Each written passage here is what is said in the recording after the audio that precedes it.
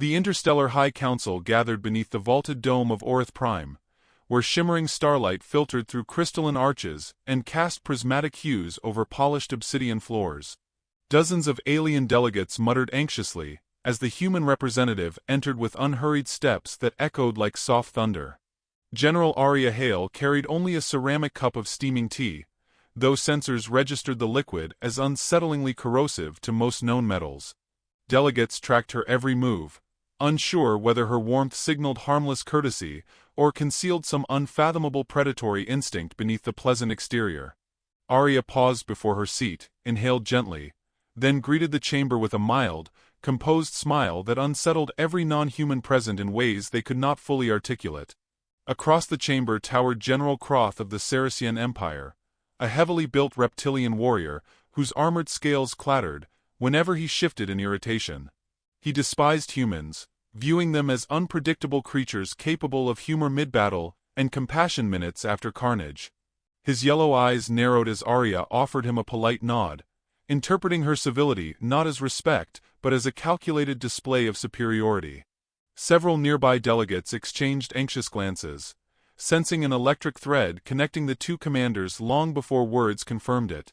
Even the emotion-reading drones above flickered erratically, uncertain how to categorize the human's serene yet potent presence. When the council session commenced, the speaker projected images of recent clashes between Saracen patrols and human frontier vessels. Arya studied the holograms calmly, responding with composed clarity that humans had acted only in self-defense.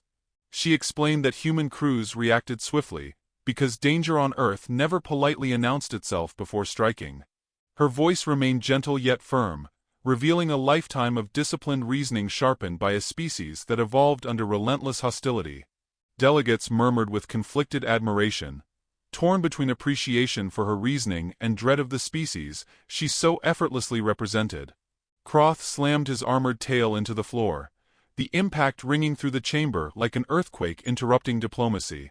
He accused humanity of manipulating treaties and disguising aggression with their trademark smiles and disarming metaphors. Arya acknowledged his concerns with the same poise she had carried since entering, then offered a metaphor that rippled through the council like a silent bomb. She compared humans to house cats, affectionate companions, until someone stepped on their tail and awakened the teeth beneath the softness. Several delegates stiffened instantly, recognizing the veiled warning inside her gentle poetic phrasing. Croth interpreted her metaphor as mockery and lurched to his feet, towering above the council table with seething fury. He declared that humans were dangerous parasites who dared to cloak their intentions in sweet language designed to manipulate weaker minds. Arya merely set her cup down and folded her hands with composed patience, meeting his rage with a steady gaze that inflamed him further. Her calmness struck him like a personal insult, as if her restraint questioned his authority in front of every attending civilization. With a guttural growl, he raised a clawed arm and struck her sharply across the face, the blow echoing through the chamber with chilling finality. Silence swallowed the room as the shockwave of his action rippled across every species present. Arya's head tilted slightly from the impact, but she recovered her posture more quickly than expected for any biological organism. Security drones activated instantly with blinding lights until Arya dismissed them with a single quiet gesture that froze even their automated logic. She straightened her collar delicately, revealing no anger, only an eerie composure that felt heavier than violence. Then she spoke softly, informing the council that in 10 seconds General Croth would no longer be among the living. Nervous, awkward laughter spread through the chamber. Several species believed she was dramatizing the situation in the typical human fashion. Croth snarled derisively, proclaiming that humans relied on theatrical intimidation because they lacked genuine power. Arya resumed her seat without another word and lifted her teacup, the delicate rising steam becoming a silent and merciless countdown. Delegates watched with widening horror as Croth's rigid posture shifted, his scales vibrating in strange patterns he could not control. Then, without warning, his knees collapsed beneath him, and his massive body crashed to the floor, unmoving. Chaos exploded instantly as medical teams swarmed the fallen Saracen commander, scanning for toxins, ruptured organs, or any visible form of attack. Their instruments detected no wounds, no biochemical sabotage, No radiation, nothing resembling a conventional cause. Arya remained seated, sipping tea with the tranquil patience of someone waiting for the obvious to be acknowledged. Her serenity contrasted so sharply with the frantic investigations unfolding that several delegates instinctively backed away. A few sought distance simply to lessen the psychological weight she carried effortlessly. When questioned by the council, Arya explained that the event was the result of Earth's defensive matrices, personal systems activated automatically whenever a human suffered direct violent contact. She noted with calm precision that the technology was ancient by human standards, developed long ago after repeated brushes with extinction. The system neutralized threats proportionally, but the mechanism operated beyond the sensory range of most known alien technologies. Delegates realized in a chilling instant that humanity carried survival tools engineered during eras far more brutal than any they had endured. Many who once dismissed humans as emotional and impulsive found themselves confronting a far more unsettling truth. Kroth's death triggered immediate debate, with some delegates demanding sanctions against Earth, while others insisted provoking humans further might lead to disaster on a scale no empire wished to imagine. Arya assured them that Earth held no desire for unnecessary conflict, emphasizing diplomacy even under extreme provocation. Her insistence on negotiation, spoken in a tone of gentle reason, somehow frightened them more than outright hostility. For the first time, the council speaker's voice trembled as he attempted to restore order amidst the spiraling tension. The air felt denser, heavier, infused with the weight of a turning point in galactic history. Arya requested permission to provide a full account, insisting transparency was crucial for preserving interstellar trust. She acknowledged the tragic nature of the incident, while subtly reminding the assembly that respecting boundaries prevented far more catastrophic outcomes. Her elegant phrasing balanced empathy with unmistakable insight, revealing her as both strategist and diplomat in equal measure. Delegates leaned closer despite themselves, drawn to her clarity, yet unsettled by implications hidden beneath her composed tone. Many realized they were witnessing the mind of someone whose species had mastered both kindness and calculated survival. As alarms flickered across one side of the chamber, Arya noticed several delegates communicating discreetly through encrypted channels. She made no attempt to stop them, understanding such reactions were born from fear rather than deliberate offense. Her silence allowed their suspicions to roam freely, confident that time would eventually align perception with truth, or consequences. Yet she also understood how fragile the moment was, how the wrong assumption could ignite something irreversible. Beneath her calm expression, countless calculations unfolded as she weighed every potential path forward. The medics eventually transported Kroth's body away, and the chaotic murmurs dwindled into a tense, brittle silence. Every gaze returned to Arya, some filled with dread, others with reluctant respect, none able to look away. She rose gracefully from her seat, offering the room a gentle nod intended to reassure, though its effect varied unpleasantly. She expressed regret that diplomacy had unraveled so violently and reiterated Earth's unwavering commitment to cooperation. Yet even her apology sounded like a strategic reminder that humans adapted swiftly and struck only when necessity demanded. As the council recessed temporarily, Arya lifted her wrist display and glanced at the quietly glowing numbers of a countdown already halfway spent.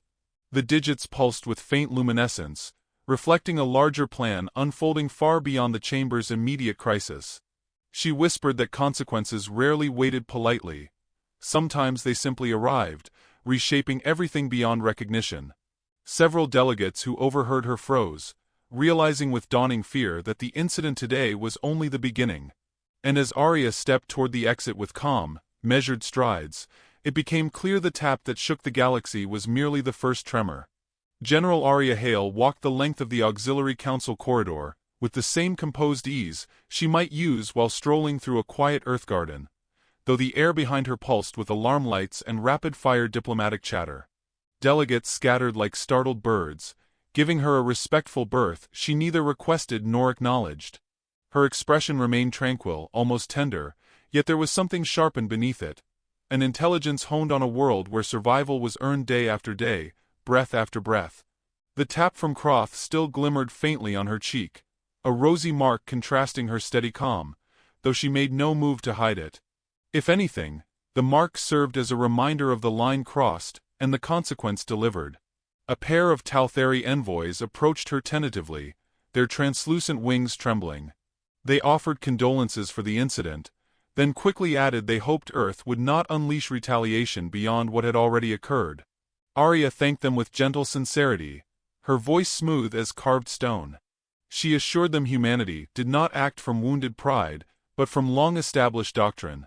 "Our species learned early that survival requires boundaries," she said softly. "Once set, they must be honored." The envoys retreated, comforted by her tone, yet disturbed by the unwavering certainty behind it.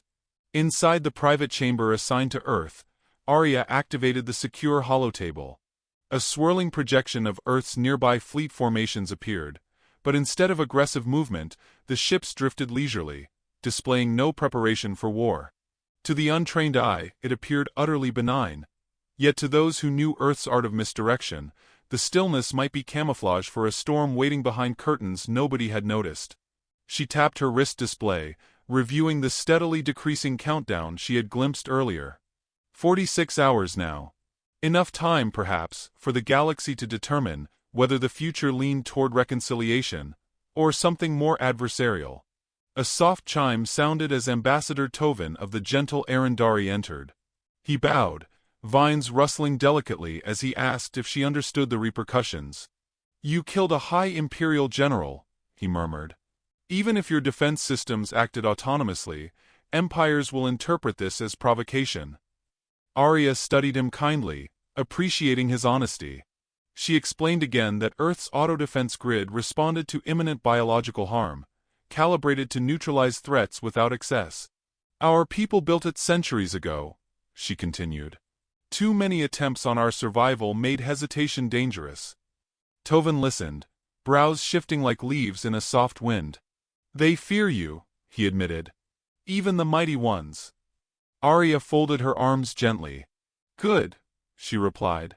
"Fear is not our aim, but respect is essential if peace is to survive."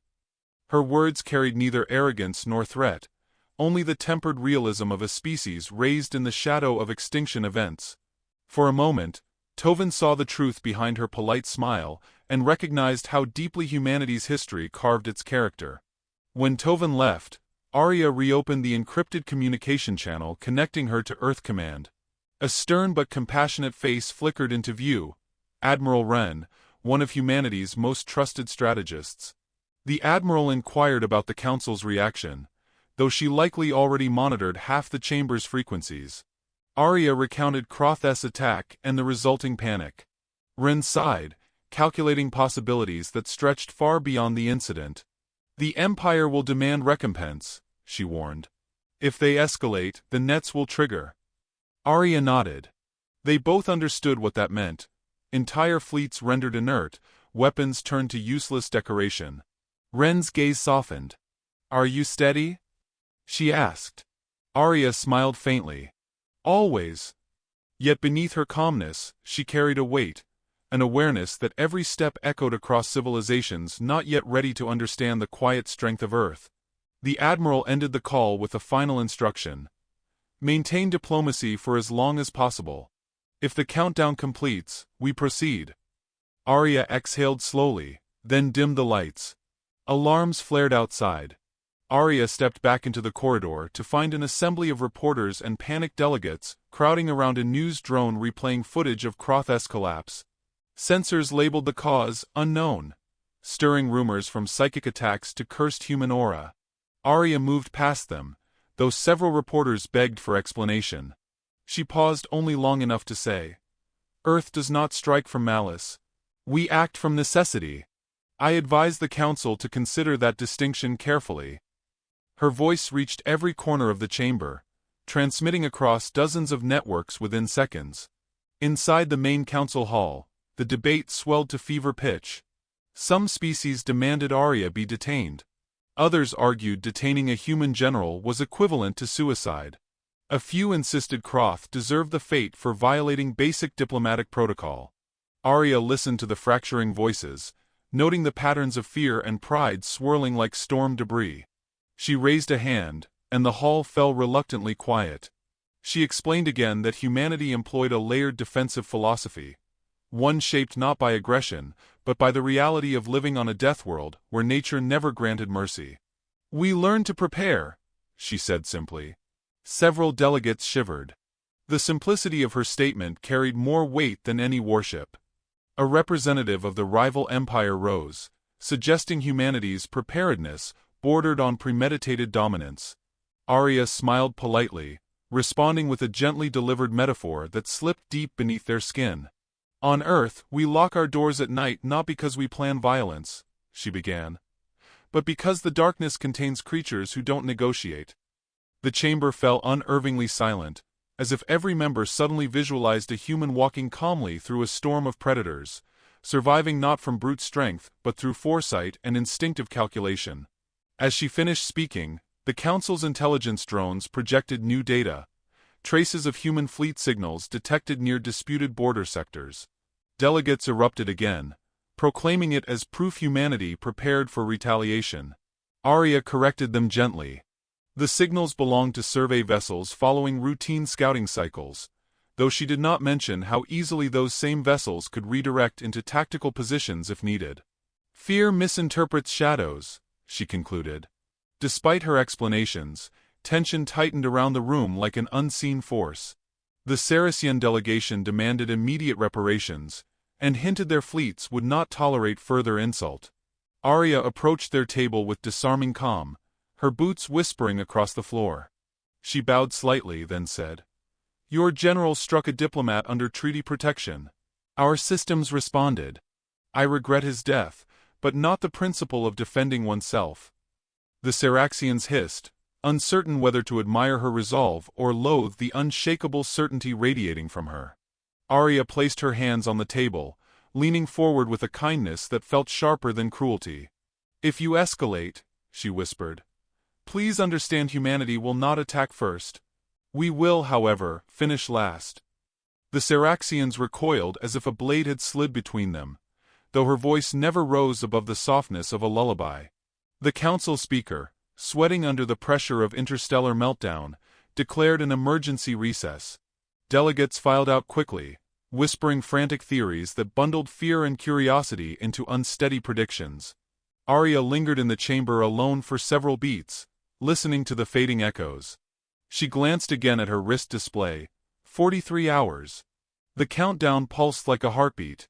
Before leaving, she addressed the silent hall in a quiet murmur meant only for herself, yet the walls seemed to lean in to hear. "The galaxy thinks the danger begins with us," she said softly. "But they haven't seen the real storm yet." And as the chamber doors sealed behind her, the lights flickered, responding to a distant signal none of the aliens had yet detected. The lights flickered, responding to a distant signal none of the aliens had yet detected, and Arya paused for the briefest instant. Her eyes narrowed just enough to catch the subtle frequency shift that rippled through the chamber's walls, a coded hum woven into the infrastructure by human engineers months earlier. No one else noticed it. The delegates, still frantic with fear and speculation, whispered assumptions that spiraled wildly away from the truth. Arya stepped forward with the same composed grace she always carried, though her heartbeat quickened as the countdown in her wrist display reached 40 hours and began ticking into its next phase. Outside the hall, tumult swept across Orith Prime as news of Kroth's mysterious death reached every platform. Holoscreens replayed the moment endlessly. His strike, her stillness, the 10-second collapse. The galaxy had always considered humans dangerous in a speculative sense, but now the danger felt immediate, like a storm that had been gathering quietly behind gentle clouds. Delegations demanded emergency protections, mobilizations, and, most desperately, answers. No one realized that answers were already unfolding right under their feet. As Arya made her way through a quiet corridor, the sensing drones overhead sputtered and fizzled, unable to interpret the layered human signature humming through the facility. She passed a panel where two intelligence officers argued over spectral readings, showing massive human fleet signatures scattered far beyond their expected range. One officer whispered that humans possessed jump capabilities the Council never approved. Another insisted it was an illusion, a trick crafted to capitalize on fear. Arya didn't correct either of them. She simply continued walking, each step deliberate and soft as if she feared waking a sleeping giant, though in truth, the giant was already awake. In a secluded intelligence chamber, a group of analysts huddled around a captured operative. The saboteur had been apprehended minutes earlier, while attempting to access council power relays. His trembling mandibles clicked erratically as he insisted that humanity had been orchestrating something on a massive scale. "Your fleets," he gasped. "They vanished. Thousands of ships, gone from every traced path. Where have you moved them?" The analysts stared at each other, stunned by implications. Arya lingered in the doorway, unseen for a moment, absorbing the confession with quiet inevitability. When they discovered her presence, panic rippled through the room like a living current. Weapons were raised before being slowly lowered, as if the officers realized pointing anything at a human general today might trigger outcomes they didn't survive. Arya stepped into the room, her calmness slicing through the tension.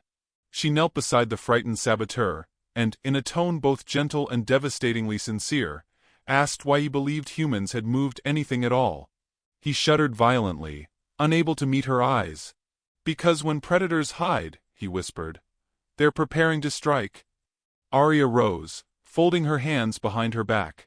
"Humanity does not strike first," she said softly. "But we do prepare for those who might." The words sent a chill across the chamber. A senior officer demanded an explanation. What preparations, what movements, what hidden mechanisms could an entire Galactic Council fail to see? Arya gave a small smile that did not reach her eyes.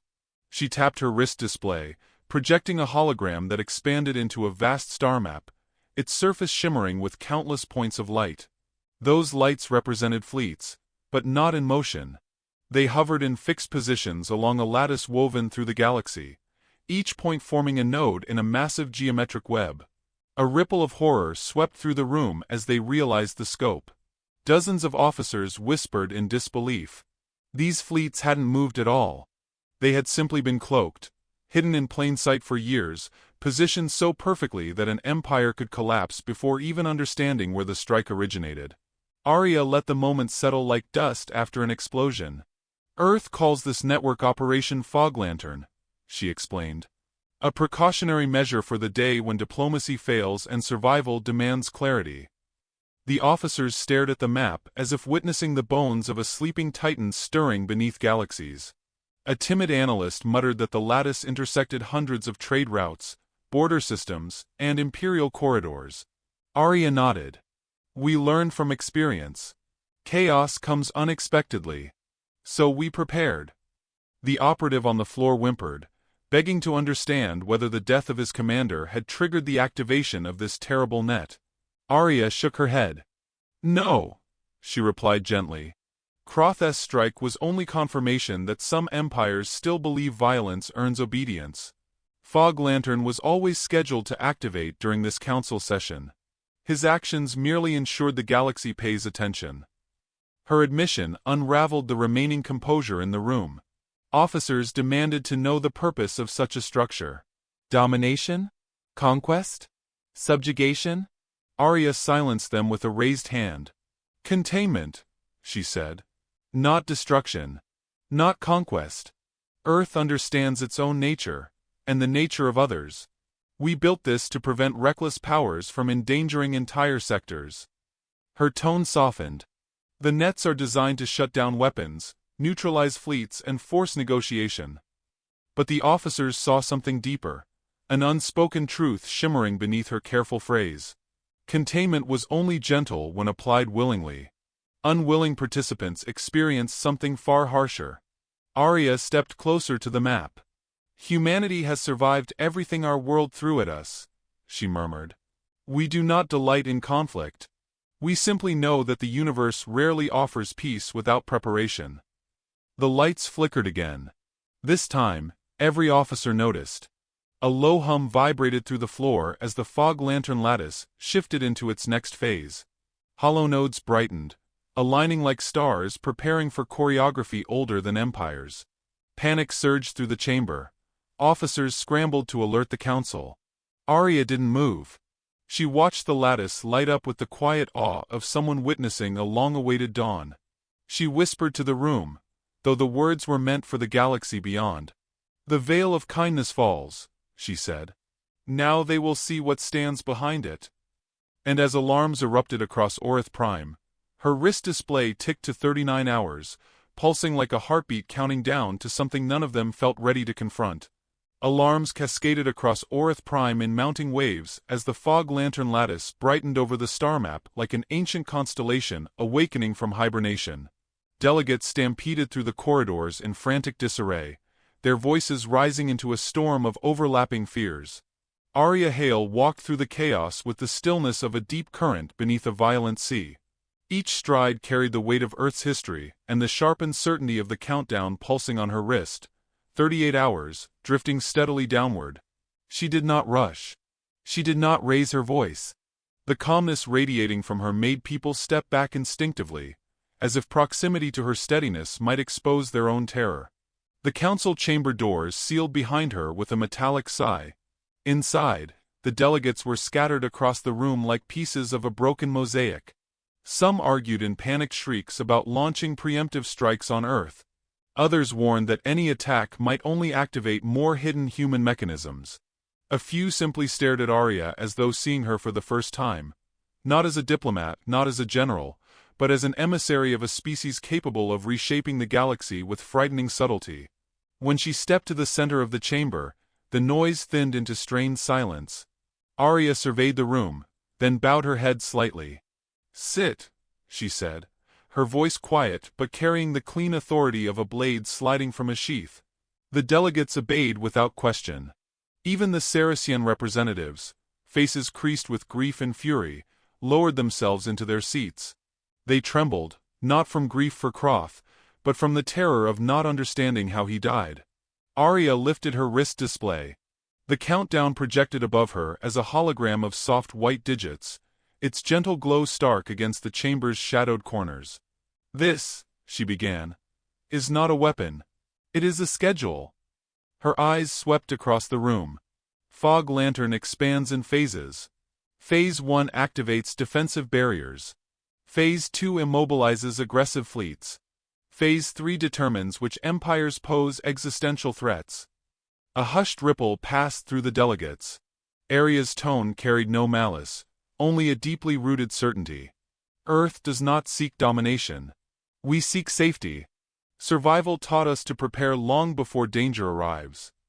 The council speaker rose shakily, demanding to know whether Earth intended to neutralize the Saracen Empire entirely. Arya met his gaze with sympathetic gravity. "Humanity does not punish. We evaluate. Empires that demonstrate restraint remain untouched. Empires that pursue violence." She paused. Her expression softened, though the gentleness only deepened the dread swirling through the room. "Are contained." A newly projected screen flickered to life behind her. It displayed the Saracen Empire's forward fleet assembling near their border, their ships glowing with aggressive energy signatures. The council erupted into horrified shouts. Arya remained still. "They wish to strike first," she said. "But the net around them has already settled." As she spoke, the projection shifted. The Saracen ship slowed. Lights dimmed. Power readings collapsed into dark, motionless silhouettes. It happened without explosions, without fire, without casualties. Entire fleets fell silent with the gentleness of a candle snuffed by a passing breath. A wave of stunned disbelief washed over the council. The Saracen delegation stood, one gripping the table so hard their claws cracked its surface. "You've paralyzed us," one hissed. "This is annihilation." Arya shook her head. "No. This is mercy. Had humanity wished to dominate, there would be no fleets left to negotiate with." Her words settled like cold ash on exposed skin. "We chose restraint." The chamber dimmed abruptly as the overhead lights responded to another signal. A spherical hologram materialized above the council table. Earth's High Command. Admiral Wren appeared, her posture rigid and solemn. Delegates flinched, instinctively bowing their heads, though Wren offered no greeting.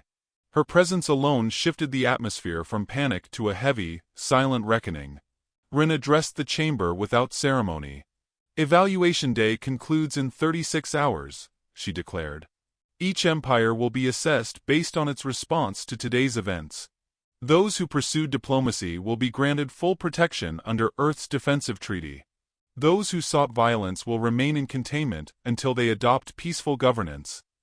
The delegates stared, overwhelmed by the scale of this revelation. Earth had not merely prepared for survival. They had prepared to become an arbiter of the galaxy. Arya stepped forward, taking command of the hologram's space. For centuries, humans appeared disorganized, she said. Emotional. Reactive. Chaotic. Many believed we were too volatile to lead, yet too clever to ignore. We allowed those perceptions because they shielded our true intent. Her expression softened with something like sorrow. We wanted the galaxy to underestimate us long enough to build a future where no species would be driven to extinction by another's arrogance. A whisper broke the silence. And what future is that? Arya turned toward the trembling delegate who spoke. One where survival is not a privilege of the ruthless, she answered, but a promise. The hologram shifted again, showing the fog lantern's full expanse. A shimmering web wrapped across the spiral arm, its nodes glowing like lanterns floating across night water. The room inhaled collectively, struck breathless by the sheer magnitude. This was not a net. It was a wall. A border. A promise forged from fear, wisdom, and the indomitable stubbornness that shaped humanity's rise. Arya lowered her wrist display, watching the countdown drift into 35 hours. We did not build this lattice for you, she said gently. We built it with you. To survive what comes after. She walked toward the exit, though every gaze remained glued to the map behind her. The Saracen delegation stumbled backward in stunned disbelief, unable to reconcile mercy with the quiet power they had witnessed. Other species looked upon her with a mixture of reverence and dread, understanding that humanity had reshaped the meaning of strength. As Arya reached the threshold, she paused. Her reflection shimmered faintly against the polished doors, framed by the flickering lights, still adjusting to the fog lantern's influence. She spoke without turning around, her voice soft, steady, devastating. The galaxy fears what humanity might do, she murmured. But we've spent centuries fearing something else entirely. The doors opened, letting cool air swirl around her. She stepped into the corridor bathed in distant starlight, leaving her final words echoing through the chamber like a prophecy. You were never the threat we prepared for.